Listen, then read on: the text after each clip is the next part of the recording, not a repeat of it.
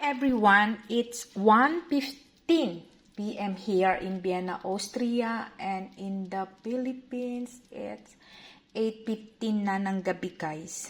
Ngayon, guys, pupunta kami ng Salzburg kasi visit kami sa parents-in-law.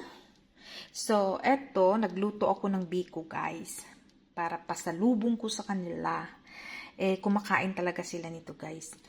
Bali, ang ginawa ko dito, guys, 2 cups of white na malagkit and 1.5 cup ng black na malagkit.